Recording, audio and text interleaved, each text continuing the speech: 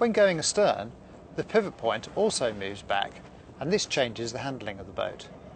The pivot point moves back to a point about a third from the stern. On an aft cockpit boat, this is usually around the companionway area. Because the pivot point has moved, the bow seems twice as long when reversing, and now it swings out most when turning. The bow also acts as a large lever once the wind gets hold of it, and that is why it's more common to lose control of the bow when going backwards.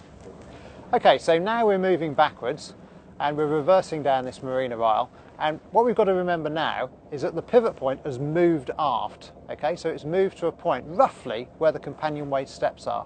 So now when we turn the boat, if we're turning the back of the boat that way, yeah, only a third of the boat goes that way, but the bow swings out in a wide arc, and that's what we've really got to be conscious of. So what I'm going to do is I'm going to put the helm over, the stern's going to go that way, and what we should see is the bow going this way. If I get too close over this side, the bow will go down and clip all of that side of the pontoons. So here we go, I'll just put a little bit of speed on. There we go, I'm going to put the helm over now. And away she goes.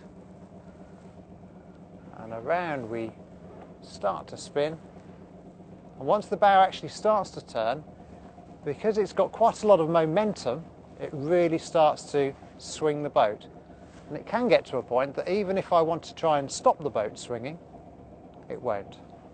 So I'm going to try and put the helm over, and you can see that the boat is still swinging. So I'm trying to stop that swing, and it's still swinging around in a big arc.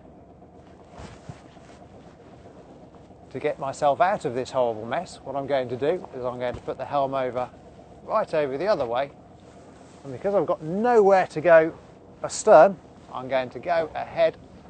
I've got the helm right over, and I'm going to give a forward splodge of power.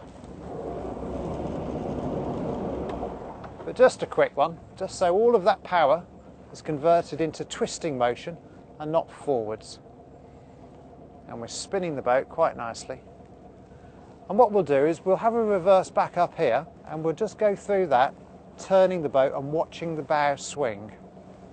And remember, we've got that pivot point, which is basically at the companionway steps, and what we're going to do is we're going to turn the boat, and we're going to turn the boat that way, and you'll see the bow swinging that way.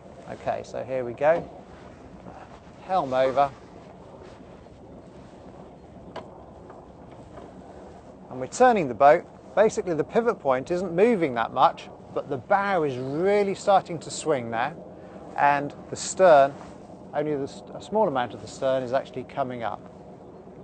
So what we were doing there was we were demonstrating just how much, when you turn the boat, when you're going backwards, the pivot point moves aft, and as you turn, the pivot point's going through the back of the boat, the bow is swinging a lot, and the stern isn't swinging that much. And you've really got to be conscious and careful of positioning yourself so the bow doesn't go and clip anything on the outside of its turn.